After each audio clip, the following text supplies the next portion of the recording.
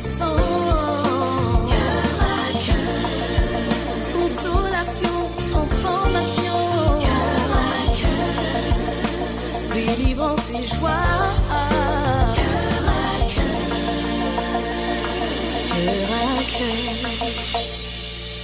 Bonjour à tous et bienvenue à Cœur. Je suis l'évangéliste Dada Bakombo et nous sommes déjà dans le mois de la femme et nous allons aujourd'hui parler d'un sujet très important. Nous allons parler de la dignité retrouvée.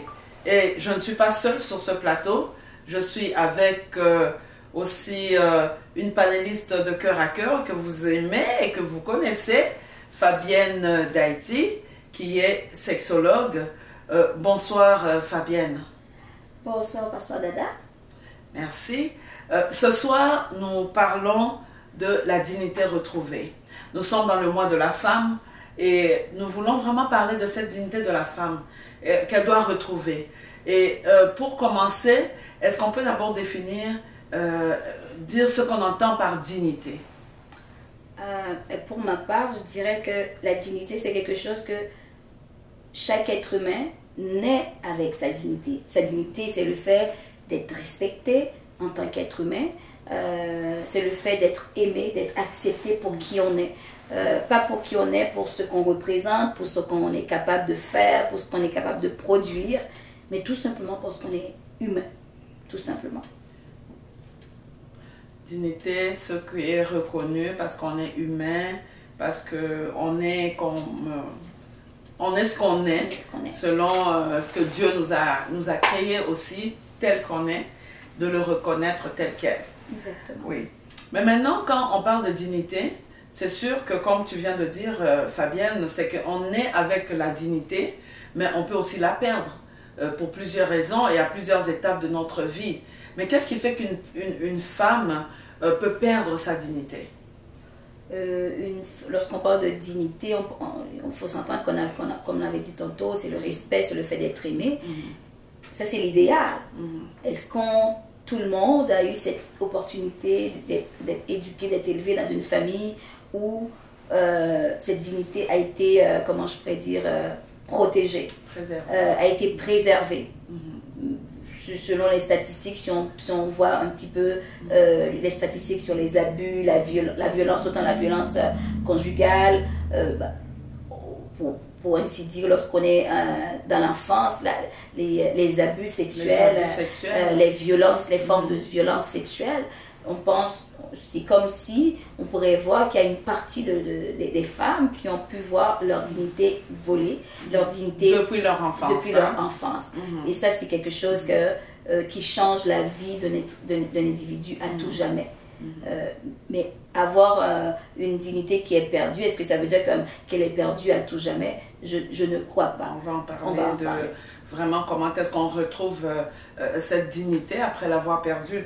Mais on vient de parler de l'enfance, qu'une femme, depuis son enfance, peut perdre sa dignité en étant abusée, par exemple, dans son enfance, et par des gens proches ou par la famille, des gens dans la famille. On parle des abus sexuels, même des viols et tout ça.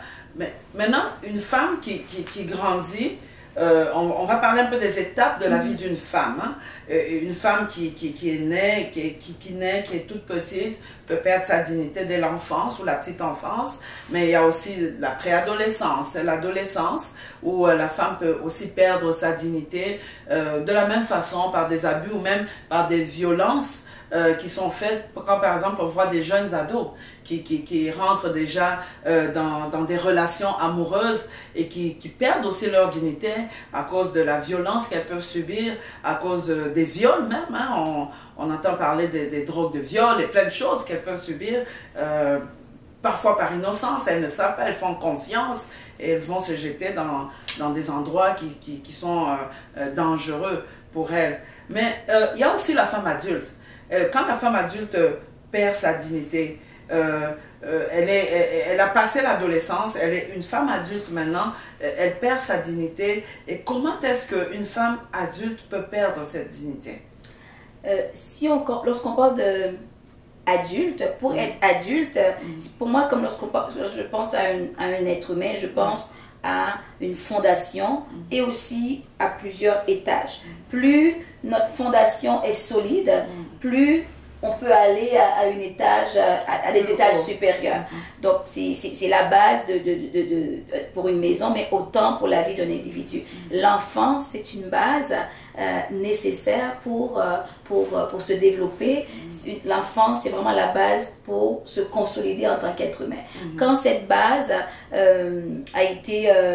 comment je pourrais dire, a été mal faite, mal bâtie, autant dans ce sens-là, lorsqu'on parle de dignité perdue, on peut perdre sa dignité, autant à l'enfance par toutes sortes de violences, par des abus, des abus psychologiques. Mal parler à un enfant, c'est de l'abus, c'est des micros, ça peut être autant des micros...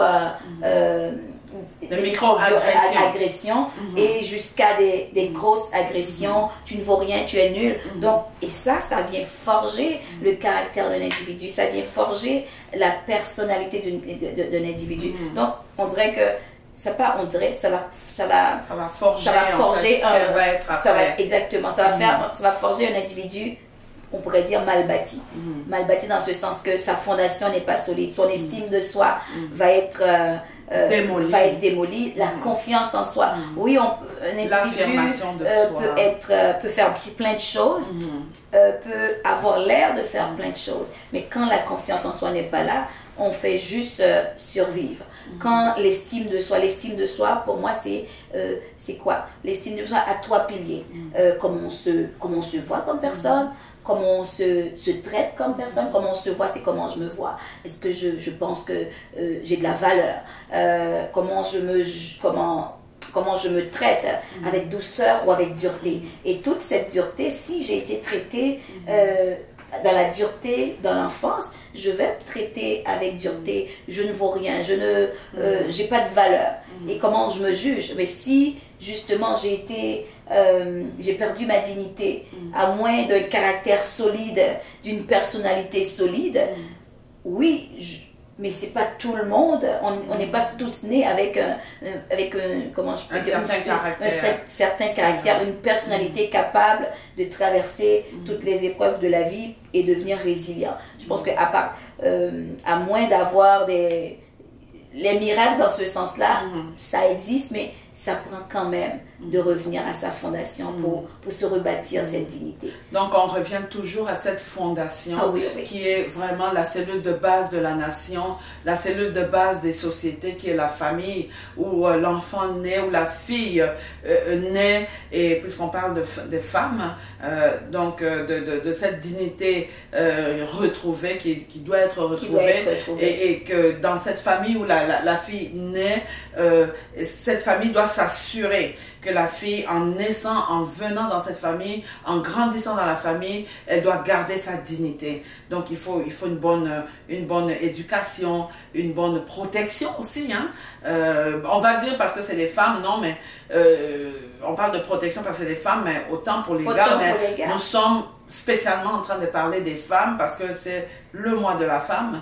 Et donc de protéger sa fille, protéger sa dignité et de faire attention aux choses et aux personnes de son entourage, parce que parfois les parents aussi font beaucoup confiance aux personnes, même de la famille, pour dire ok, on va héberger telle personne, mais finalement la personne se trouve être celle qui va faire détruire en fait la dignité de leur fille. Et ça, on a vu que dans beaucoup d'exemples, ça a brisé beaucoup de familles, ça a brisé beaucoup de filles d'abord, qui sont devenues des femmes aussi, qui n'avaient pas d'estime, qui avaient une dignité perdue. Et finalement, si ce n'est pas soigner ou traiter ces choses-là, mais on se retrouve maintenant, on vient à la femme adulte qui, elle, maintenant, continue peut-être continue parfois à accepter des choses. Donc c'est là où j'avais la question justement à te poser, les conséquences de ça, quand la fille a subi des abus, a perdu sa dignité dans son noyau familial, dans sa famille. Alors quelles sont les conséquences Quelles sont les conséquences, Fabienne, dans sa vie, à moyen terme, à long terme? Quelles peuvent être ces conséquences-là dans la vie d'une femme? Dans la vie d'une femme. Pour rebondir un petit peu ce que tu avais dit tantôt, ce qu'on doit savoir par rapport aux statistiques, 7 sur 10 personnes, un exemple, qui ont été abusées, les personnes, 7 à 8 sur 10 des agressions sont connues de la victime. 7 à 8 sur 10 sont connus. Donc ça veut dire que ce sont des personnes de confiance. Ça peut être autant des personnes de la famille, autant des personnes connues de la famille dans l'entourage. Donc ça peut être, le but c'est pas de pointer personne, mais vraiment d'être conscient de cette réalité. Et qu'est-ce qu'on dit aussi? 7 agressions sur 10 se passent dans une résidence. Dans une résidence, donc ça veut dire qu'une résidence connue de la victime. Toujours, ça fait en sorte que quand un individu, lorsqu'on a été enfant, on a été abusé, agressé sexuellement, violenté de toutes sortes par quelqu'un, il y a l'élément de confiance qui porte à confusion chez n'importe qui. Et là, tu es là pour protéger ma dignité. Tu es là pour me faire respecter en tant qu'enfant. Mais cette dignité a été violée, non pas par un inconnu, si c'était un inconnu, non pas que cette douleur, c'est moins grave. C'est grave, mais... C'est grave, mais... Là, c'est dans la famille. C'est dans la famille, c'est dans l'entourage, c'est dans l'environnement. Donc, on imagine que nous-mêmes, en tant qu'adultes, quand on a été trahi par quelqu'un, c'est dur. C'est dur. Donc, imaginez comment ça peut être dur. Le corps, c'est l'espace, c'est notre intimité profonde, c'est le territoire, c'est notre bulle profonde, c'est notre partie la plus privée qui puisse exister au monde. Quand quelqu'un franchit cette zone de territoire, c'est comme si la personne, comment qu'il peut se sentir? Coupable. Coupable. Elle a été victime, la plupart des survivants des agressions sexuelles, les gens se sentent coupables. Mais d'où vient cette culpabilité? Parce que dans le fond, c'est un adulte. Exactement. Ou quelqu'un d'un peu plus âgé qui a abusé d'une petite fille. Mais pourquoi elle se sentirait coupable? D'où vient cette culpabilité? Pour que nos téléspectateurs comprennent les choses. Hein? Exactement. Parce que parfois on dit, ben oui, mais l'enfant avait l'air à vouloir. Mais écoutez, est-ce qu'un enfant de 4 ans, de 5 ans, même une femme adulte, on en viendra, elle veut être violée? Non, exactement. Donc, coupable, on sait que juste le fait de parler de cette intimité, de cette bulle, quand une femme n'a pas donné son autorisation, ça c'est important. Je n'ai pas donné mon autorisation. Son accord. Je n'ai pas donné son consentement. Désir de... Donc c'est important lorsqu'on parle d'abus, d'agression, de violence sexuelle. Le mot qu'il faut retenir, c'est le consentement. Le consentement, c'est le fait de donner son accord du début jusqu'à la fin à l'acte sexuel. Et en aucun cas, un exemple, une femme peut accepter de prendre un café avec un homme, ça ne veut pas dire qu'elle a donné son accord. Une femme peut commencer des bisoutages, peu importe que ça a commencé, c'est pas une mauvaise femme, peu importe, c'est les valeurs de la personne, c'est ce que la personne désire faire. Si le consentement n'est pas donné, le fait de boire une tasse de café, juste le fait de penser à cette image, c'est une vidéo qu'on passe souvent lorsqu'on parle d'agression sexuelle. Quand on a une tasse de café, je peux avoir l'idée de boire une tasse de café, mais ça ne veut pas nécessairement dire que je veux boire au complet ou que je veux que la limite soit outrepassée. Exactement. Je peux commencer à boire ma tasse de café. Et désirer tout simplement, je la dépose, ma tasse de café, c'est facile. Je peux arriver jusqu'à la dernière goutte de ma tasse de café ou de thé. Je la dépose, ça ne m'intéresse plus. Mais c'est un petit peu comme ça qu'il faut voir le consentement. Le consentement à toutes les étapes d'une rencontre amoureuse, peu importe qu'elle soit d'un jour, ou peu importe qu'elle soit une relation amoureuse, ou ça peut être même une relation en couple, le mari et la femme. Ce consentement doit être donné en tout temps. Non, je ne veux pas. Oui, je sais comme on peut le banaliser. Oh, la femme dit toujours, elle a mal à la tête, elle se sent pas bien. Mais écoutez-la, peut-être qu'il y a si à répétition, la femme dit non, qu'elle a mal à la tête, mais il faut creuser, il y a une raison derrière tout ça. Donc, en couple, c'est important de communiquer pour comprendre pourquoi quand je désire, j'ai un désir pour toi, et puis toi, tu veux pas. On va vraiment venir au couple, parce que là, on va déjà dans la femme, dans le couple, dans la femme adulte, dans le couple. On va revenir au couple. C'est très intéressant ce que tu dis, Fabienne, que même dans le couple, il peut y avoir aussi de la violence sexuelle. Et parce que pour beaucoup de personnes, c'est inimaginable. On a tous les droits, on est en couple quand même. Mais on va revenir à ça. On va revenir un peu à cette dignité perdue dans la famille, et quand après cette petite fille qui grandit, qui devient une adolescente frustrée, qui a perdu sa dignité, qui est même frustrée contre ses parents, parce qu'en fait, pour elle, les personnes qui devaient la protéger ne l'ont pas fait. Et les parents aussi qui peuvent se sentir coupables, en fait, parce qu'ils se disent, oh ben mon Dieu, on a fait venir telle personne, on lui a fait confiance. Et il y a tout ce mélange d'émotions, non seulement de la victime qui est la petite fille, et qui devient, et aussi des parents qui se sentent mal, en se disant, ben, on aurait peut-être dû voir que le monsieur ou la personne en question n'était pas nécessairement une personne de confiance. Et ce qui a même brisé beaucoup de familles, hein, les abus, les choses comme ça. Et, mais maintenant, c'est la femme qui est adulte. La femme qui est adulte,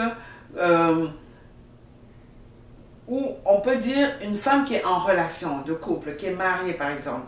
Tantôt, tu venais de dire que là aussi, on peut subir des abus. Mais est-ce que cette femme qui ne sait pas nécessairement, est-ce qu'il y a des femmes qui ne savent pas nécessairement, à cause soit des relations, à cause des conceptions culturelles, où par exemple on va dire que la femme elle doit toujours donner des relations sexuelles à son mari, et qu'elles ne savent pas nécessairement que il y a des moments où des choses qui sont faites, c'est de l'abus sexuel. Est-ce que ça arrive qu'il y a des femmes qui ne savent pas, qui pensent que bon, c'est un devoir, même si j'ai pas envie, il veut, il insiste tellement, je donne pareil. Est-ce qu'il y a des femmes qui ne se rendent pas compte qu'elles sont abusées dans leur couple? On parle de la sexualité, de la dignité, hein, retrouvée. Mais justement, il y a toujours la conception du couple de façon traditionnelle. Il n'y avait pas beaucoup de connaissances, il n'y avait pas beaucoup de partage. Mais là, je pense qu'on vit à une ère où les connaissances sont un petit peu distribuées, on peut les retrouver un petit peu partout. Autant sur Internet, il y a des il y a des bonnes informations, des mauvaises informations. Donc la femme, lorsqu'on parle de sexualité, autant que des enfants, autant d'adultes, on a tous besoin dans cette ère que nous sommes en ce moment, de l'éducation à la sexualité. Qu'est-ce qu'on est capable de faire? L'éducation, la base même de l'éducation à la sexualité, elle est basée sur l'affirmation de soi. D'être capable de s'affirmer, exprimer ses besoins.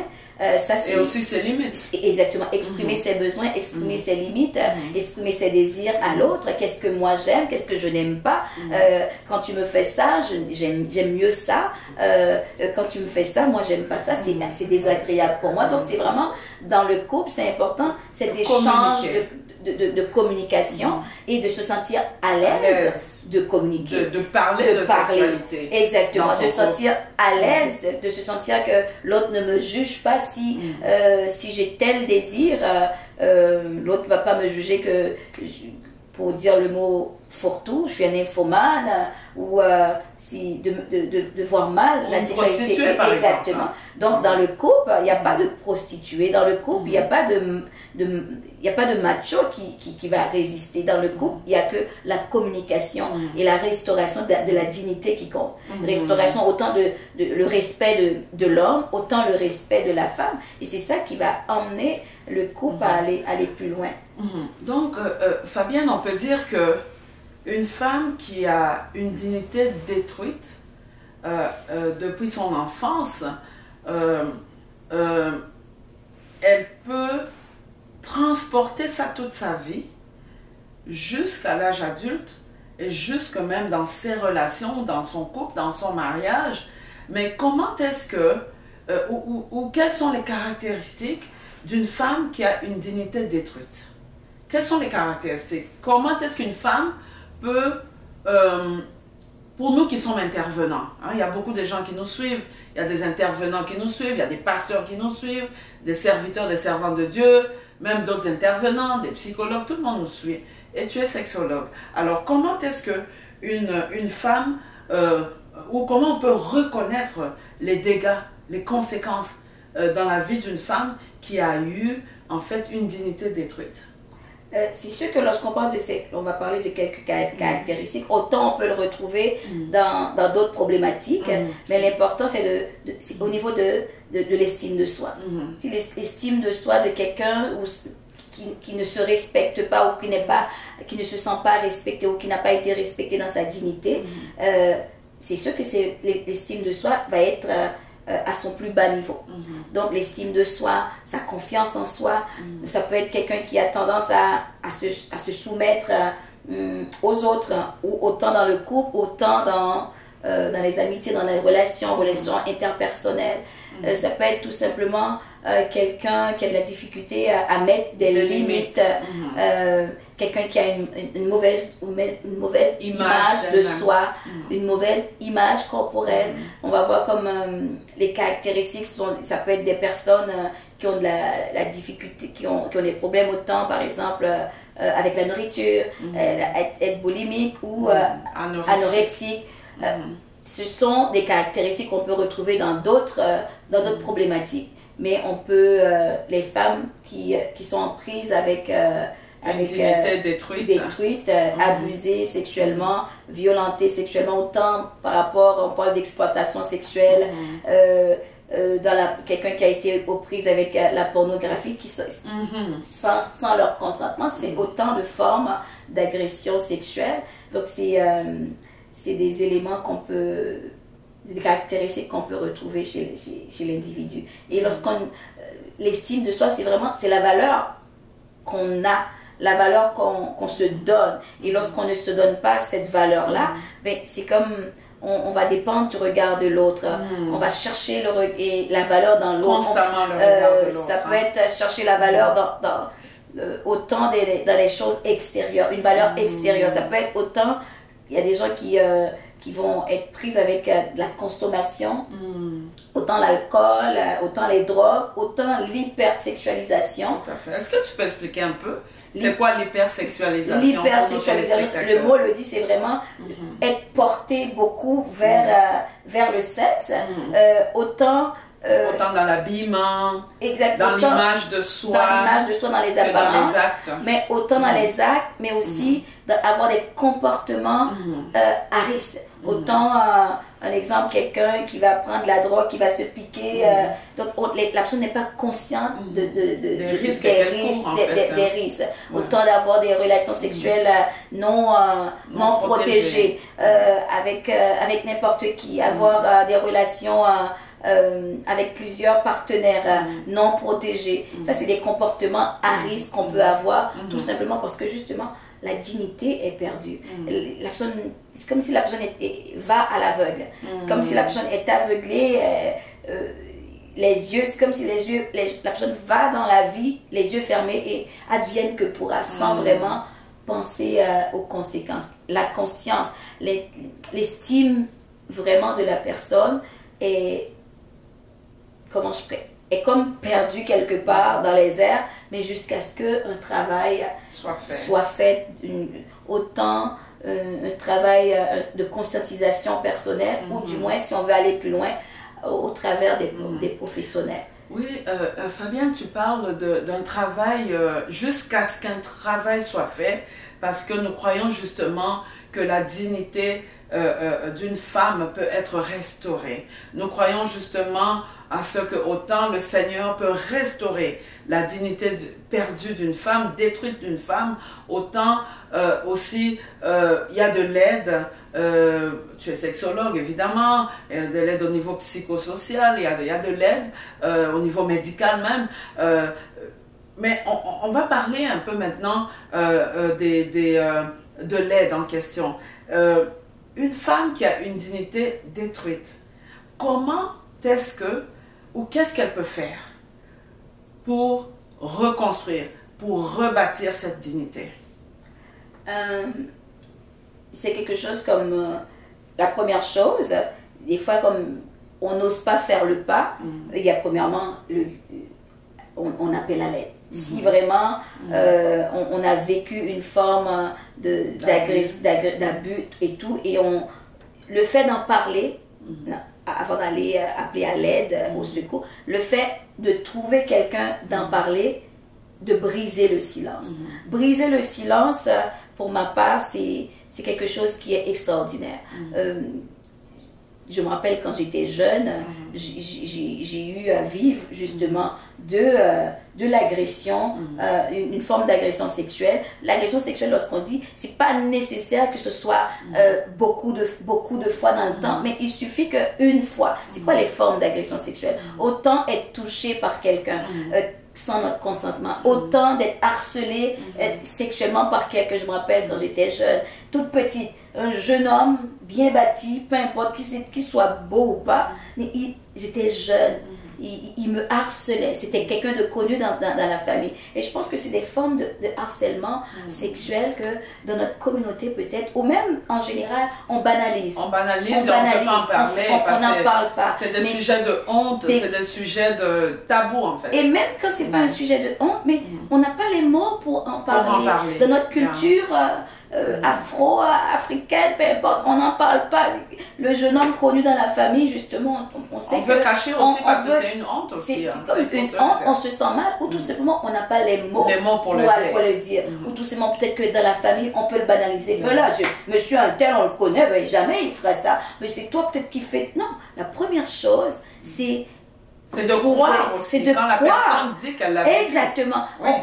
Quand quelqu'un nous rapporte justement qu'elle a été abusée par quelqu'un dans l'entourage, dans la famille, même peu importe le diplôme de la personne, donner le bénéfice du doute à cette personne. Et ça fait partie de l'aide à la personne qui a perdu sa dignité. Ça fait partie de l'aide à la femme qui a perdu sa dignité. Et peu importe les années passées, parce que des fois on va dire, oh mais ça fait longtemps. Ce qui est passé. On va même amener des versets bibliques pour dire, la Bible dit que ce qui est passé. Mais les conséquences de cette perte de dignité peuvent demeurer encore jusqu'au moment où, tant que la personne ne va pas chercher de l'aide, tant que la femme ne se lève pas pour aller verbaliser ce qu'elle a vécu, pour aller verbaliser sa douleur, pour aller verbaliser ses craintes et ses peurs, à cause de cette perte de dignité, mais elle va rester dans une souffrance et elle ne sera jamais épanouie. Même dans justement, tu viens de le dire, trouver quelqu'un qui valide. Des fois, la personne a vécu cette agression, elle sait qu'elle est abusée, mais même, c'est comme si dans la tête, le fait de cette confiance qu'il y a eu, autant si c'était un enfant ou une adolescente ou une adulte, il y a un élément de confiance qui rend ambivalente la personne. Je comprends pas, j'ai été abusée, il y a cette ambiguïté dans la tête. Donc, le fait de valider pour légitimer les émotions de la personne, ça, c'est libérateur. Briser le silence, je pense que c'est déjà, si ce n'est qu'à peu importe les années, je pense qu'il y a 90% du travail qui vient d'être fait. Légitimer la personne. Le but, c'est pas de rentrer avec l'autre, de condamner une personne. Non, le but, c'est pas. Non, le but, c'est de légitimer les faits. De légitimer les émotions de la personne. Ce que tu as vécu, je comprends, c'est bel et bien l'agression sexuelle. C'est bel et bien, tu as été violenté sexuellement. Et ça, c'est vraiment je te crois. Ou physiquement, ou il y a plusieurs types Il y a de violence. plusieurs Il y a la violence physique, il y a la violence verbale, il y a la violence psychologique. Exactement. Il y a même la violence sociale maintenant. Exactement. Il y a la violence financière. Justement. Il y a beaucoup de types de violence. La violence spirituelle. Exactement. Aussi. Surtout lorsqu'on parle d'agression sexuelle. La violence sexuelle, elle est là. L'agresseur, il ne vient pas toujours comme avec le méchant, avec une arme, avec un couteau. C'est de la manipulation affective, c'est tout dodo. Si tu me fais ça, mais je vais te donner des cadeaux. Et puis, quand tu es enfant, peu importe, tu ne comprends pas ce qui se passe. Donc, c'est vraiment important en tant que personne, lorsqu'on veut aider quelqu'un, le but, c'est pas de porter un jugement. Le but, c'est même pas de commencer à donner des versets. C'est pas le but, ça. Le but, c'est vraiment d'écouter la personne et de valider son expérience. Mais des fois, c'est juste ça que ça prend. C'est juste ça prend. Juste d'écouter et de valider. Le but, c'est pas de faire aussi l'autre qui peut ne pas bien être vu par la personne qui a été victime. C'est de jouer le détective. De chercher, déjà c'est une expérience douloureuse. Là, on cherche des détails. Non. La personne a vécu cette expérience. On n'est pas policier, on n'est pas thérapeute, on n'est pas psychologue, on n'est pas sexologue. Ne demandez pas des détails. La personne va vous expliquer ce qu'elle veut vous expliquer. Et accepter vraiment les mots de la personne et valider. Moi, je vous crois, tout simplement.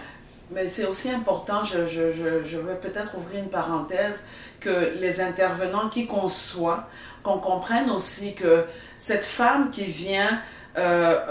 ou cette jeune fille. Ou cette jeune fille, hein, qui vient, ou cet enfant même, qui vient vous parler de cette perte de dignité, peu importe l'abus qu'elle aurait vécu dans sa vie, c'est parce qu'elle vous fait confiance. Exactement. Donc vous devez rester digne de confiance. Et pour rebondir à ça, pour aider. Le fait de ne pas croire, c'est comme si la personne, peu importe le temps que cette agression a eu lieu, c'est revictimiser la personne. Ah ben là, on commence à juger. La personne, ah ben ça se peut que tu as porté des vêtements, si, une mini-jupe. Non, c'est vraiment pas le temps, c'est pas le temps de faire la morale de la personne. Donc on risque de victimiser encore deux fois la personne et ça va fermer. Les blessures, c'est comme va encore être encore plus profond. Donc c'est vraiment de croire à la personne et le but c'est pas non plus de chercher à trouver des réponses pour la personne. Laissez la personne vous dire ce dont elle a besoin. L'écoute, c'est déjà une bonne chose. Et si la personne veut donner une suite à cette expérience, à cet abus, elle va vous dire... Elle va revenir là-dessus. Et si elle ne revient pas, il faut respecter aussi la distance que la personne nous donne. Parce que des fois, c'est comme, mais la personne m'a parlé, je ne la vois plus. Elle a pris des distances avec moi. Et ça aussi, cette fermeture dans la relation d'aide, il faut la respecter. Il faut respecter le rythme de la personne. Exactement. Quand la personne s'ouvre, elle s'ouvre. Quand elle décide de se refermer, pour un temps, on respecte ça. Et voilà, donc on parlait tantôt justement des solutions. Mais la femme elle-même, à part de verbaliser, d'en parler à une personne de confiance, d'aller chercher de l'aide, soit psychosociale ou au niveau sexologique et tout ça, la thérapie, est-ce qu'il n'y a pas des choses que la femme peut se faire, des choses, des bonnes choses qu'elle peut se faire à elle-même pour se sentir bien dans sa peau, pour s'aimer, pour s'affirmer, pour s'aimer telle qu'elle est? Tantôt, je parlais de la culpabilité. La culpabilité est un rongeur qui peut être vraiment dévastatrice. Donc, c'est vraiment à quel point cette personne se sent coupable. Donc, c'est ça. À quel point même quand elle n'est pas coupable, elle se sent quand même coupable. C'est vraiment comment se libérer. Est-ce que la personne a la capacité de se libérer seule de cette culpabilité et de se dire, je ne suis pas coupable. Le fait moi je pense que le fait même de le dire que je ne suis pas coupable, il y a beaucoup de poids qui peut s'enlever sur les épaules de cette femme, de cette personne-là. Je ne suis pas coupable. Et de croire que je ne suis pas coupable parce que justement, je n'ai pas donné le consentement. Mais ce qui est quand même difficile pour certaines femmes, le fait que d'avoir été agressé sexuellement, le corps réagit. Ça, c'est important. Le corps réagit. Et puis les agresseurs aussi, qui vont dire, oui. Exactement. Elle a réagi. Le corps elle a eu des réactions. Elle a eu des réactions. Elle a eu, la femme donc, elle a consenti. Non. Voilà. Donc c'est important. C'est ça qui fait un amalgame dans la culpabilité de la femme. C'est pas si facile que ça. C'est pas facile. Donc il faut comprendre que c'est pas facile. Mais si on est capable de comprendre le consentement, quand tu n'as pas donné ton consentement et sous l'effet de la peur, une femme ou l'effet de la drogue ou l'effet exactement. Donc ce qu'il faut de comprendre, l'alcool ou je sais pas ou peu importe, lorsqu'on est sous l'effet de la, comment je pourrais dire, quand on n'a pas donné son consentement, quand on n'a pas donné son consentement, sous l'effet du stress, on peut céder justement pour en finir, parce que notre vie est en danger. Notre vie est en danger, on réagit, mais c'est le corps qui réagit. Quand le consentement, le mot, on va le répéter encore, le consentement. Donc ça veut dire que je n'ai pas désiré cette relation. Donc ça veut dire que même si mon corps répond de façon biologique, de façon chimique, c'est non. Quand ce n'est pas un oui, c'est non. Quand je n'ai pas dit oui avec plaisir, avec joie, c'est non. Quand je n'ai pas consenti, c'est non. Donc, la culpabilité, on doit vraiment... Ça va prendre du temps, mais s'il faut le répéter, le chanter pour dire que je ne suis pas coupable. Et l'autre chose, lorsqu'on parle de culpabilité, donc la culpabilité, c'est le fait de penser que j'ai fait un acte, j'ai eu un comportement désagréable, donc je peux réparer. Donc si je n'ai pas donné mon consentement à un comportement, en quoi suis-je coupable? Donc c'est vraiment ce raisonnement. Si on n'est pas capable de le faire seul, on a besoin justement de quelqu'un pour nous aider à le faire. Et l'autre chose par rapport à la culpabilité, il y a la honte qui s'ajoute. La culpabilité, c'est une forme de honte. Mais lorsqu'on a la honte, c'est la honte de soi. Ça, c'est cette honte qui est comme un cercle donc, en fait, vicieux. la femme peut se demander, mais comment j'en suis arrivée là? Donc, la honte, la culpabilité, c'est pas seulement ça. C'est vraiment la honte de soi. La honte de son corps. Comment ce corps m'a emmené à avoir du plaisir quelconque alors que je ne voulais pas. Donc, dès lors qu'on comprend que cette culpabilité, je n'ai pas donné mon consentement, je crois que au fur et à mesure, dans le cerveau de l'individu, de la victime, de la survivante, du survivant, il va y avoir un travail qui va se faire au fur et à mesure. La honte n'a pas lieu d'être là. Donc, je n'ai pas à avoir honte de ce corps. Je n'ai pas à avoir honte de ce que je suis. Peu importe la forme, peu importe la taille, peu importe comment je me présente en fait comme femme.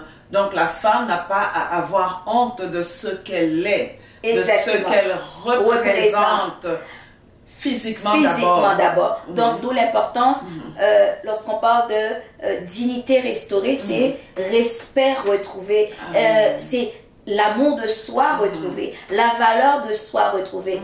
Tant qu'il y a la culpabilité, la honte de soi, c'est pas seulement la honte. Non, c'est la honte de mon image de moi-même, la honte de mon image corporelle. Comment ce corps, il y a comme une haine de soi qui s'ajoute à ça, qui s'installe au fur et à mesure, qui peut aller dans le temps pendant des années. La honte de son corps, comment ce corps peut me donner du plaisir alors que je voulais tout simplement boire du café, prendre un café puis m'arrêter là. Alors que je voulais juste être bien. Comment je peux... alors que je n'ai pas dit mon oui, comment je peux avoir du plaisir en même temps? Donc, quand cette compréhension peut se faire par rapport à non, je n'ai pas consenti à ça. D'où lors que je sais que je n'ai pas consenti à ça, il y a comme une petite lumière qui va commencer par se faire. Il y a comme du pouvoir qui peut commencer par se faire. Et dès lors, je peux commencer à avoir de l'attention sur soi.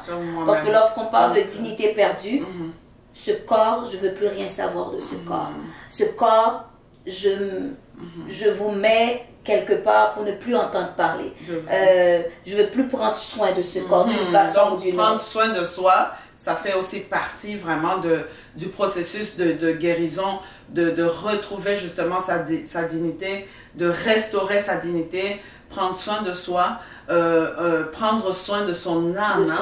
De son âme, c'est important. Et d'ailleurs, on va lire un verset biblique qui nous parle de quelque chose. Le psaume 139 au verset 14 qui dit, le psalmiste dit ceci, « Je te loue de ce que je suis une créature si merveilleuse et mon âme le reconnaît bien. » On voit ici le fait que le psalmiste reconnaît qu'il est une créature merveilleuse. Et ici, la Bible nous parle de l'âme. Il dit, mon âme le reconnaît. Et nous savons que l'âme, c'est le siège des émotions. L'âme, c'est le siège où vraiment la pensée, l'émotion de comment on agit, comment on réagit face à des situations. C'est dans l'âme. Et les blessures, hein, parfois on va dire, ah, mon cœur est blessé. Mais dans le fond, c'est l'âme qui est blessée. C'est l'âme qui est détruite parce que quelque part, la dignité a été détruite, a été cassée, a été volée. Et c'est important justement de soigner son âme.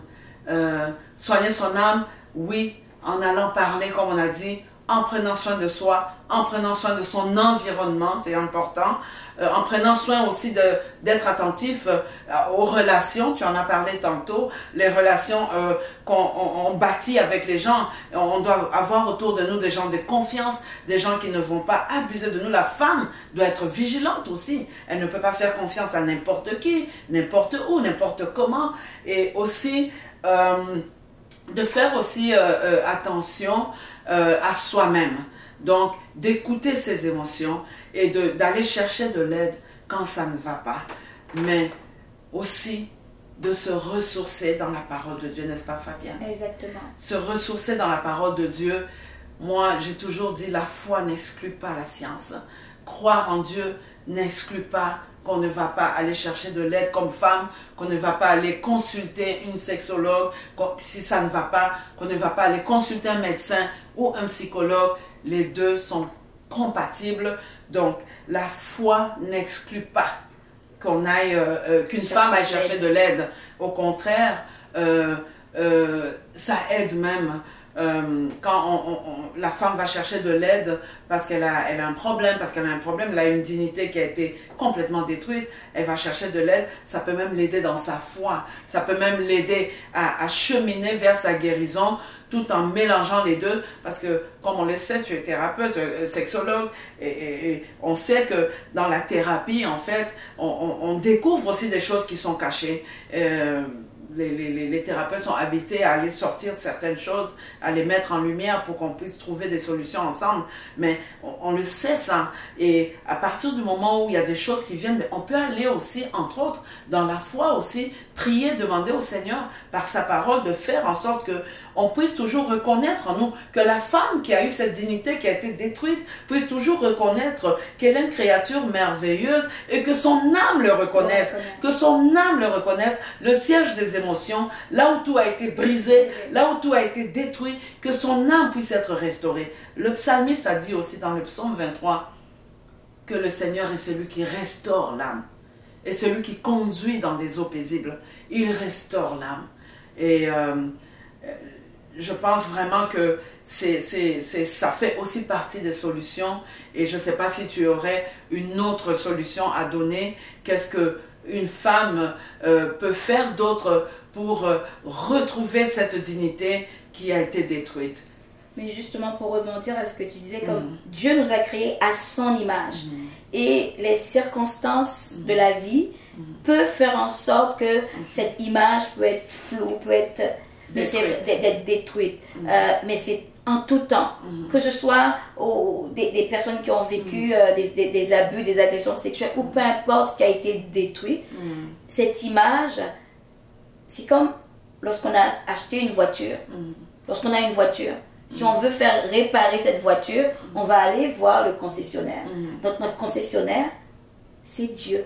Amen. Donc c'est vraiment dans notre relation, avec Dieu. Lorsqu'on dit notre relation avec Dieu, mais c'est quoi que je... Non, en allant chercher sa parole, qu'est-ce qu'il dit de nous? C'est-à-dire qu'au commencement, Dieu nous a créé l'homme à son image. Et selon sa ressemblance.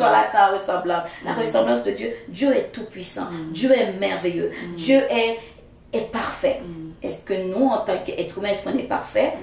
Pas nécessairement, mais par contre, l'image que nous avons, c'est pas l'image que j'ai, c'est pas l'image de ma mère, ce n'est pas l'image de mon père, mais cette image, on ne le voit pas, mais c'est l'image de Dieu en nous. Donc ça veut dire que en tout point, en tout temps, notre image peut être restaurée en allant justement retrouver notre concessionnaire.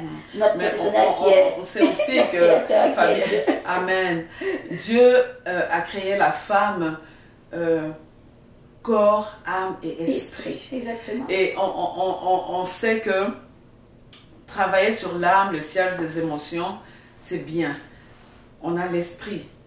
Donc, il nous faut nous remplir de cette merveilleuse parole. Exactement. Nous remplir de ces merveilleuses paroles d'affirmation. Il y en a beaucoup dans la parole de Dieu autant qui parlent de la beauté, qui parlent comme ici, hein, je te loue de ce que je suis une créature merveilleuse et mon âme le reconnaît bien. Exactement. Le reconnaît bien.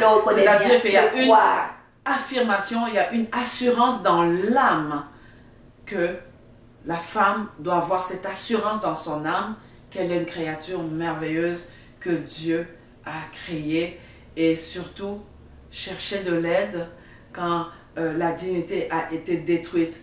Pourquoi? Parce que nous croyons sincèrement que le Seigneur est capable de restaurer une dignité.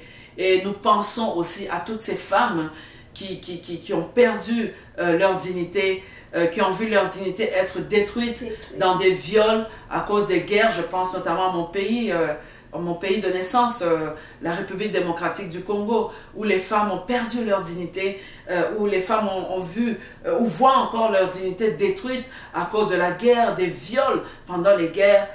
Nous savons que le Seigneur est capable de restaurer cette dignité,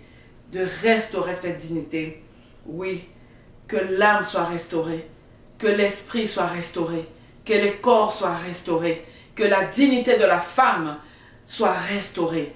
En ce mois de la femme, c'est ce que nous souhaitons, c'est ce que nous voulons. Et c'est notre prière, toute l'équipe de Cœur à Cœur, c'est notre prière que votre dignité, femme, si tu as perdu ta dignité, parce qu'il y a eu quelque chose dans ta vie, parce qu'il y a eu un abus quelconque dans ta vie, que tu sois enfant, que tu sois dans la petite enfance, dans l'adolescence, dans l'âge adulte, même dans ton mariage, si ta dignité a été détruite, ce soir, je t'apporte un message de réconfort, un message d'espoir pour te dire que Dieu est capable de restaurer ta dignité. Et nous sommes dans la dignité restaurée. Que ta dignité soit restaurée dans le nom puissant de Jésus. Alors Fabienne, nous allons prier. Nous allons prier pour ces femmes qui souffrent en ce moment parce qu'elles ont leur dignité détruite, parce qu'elles ont leur dignité complètement cassée, qui ne savent où donner de la tête, qui souffrent dans leur âme, qui souffrent dans leur corps, qui souffrent même dans leur esprit à cause de cette dignité qui a été détruite. Nous allons demander au Seigneur de restaurer. Est-ce que tu peux prier, Fabienne, pour ces femmes? Alléluia. Merci Seigneur. Éternellement du moi, tu es le Dieu de la reconstruction. Tu es le Dieu, Seigneur, qui est le commencement et la fin de toutes choses. Et tant qu'il y a la vie dans ce corps, tu es capable de reconstruire. Tu es capable de nous donner une vie nouvelle. Tu es capable de nous restaurer dans notre santé mentale. Parce que lorsqu'on parle d'agression sexuelle, autant cette agression peut venir détruire la santé mentale, mais ça peut venir aussi détruire l'image de nous. Tu es capable de restaurer, Père éternel. Tu connais exactement quoi faire, Seigneur. Quoi nous insuffler dans nos pensées, Seigneur.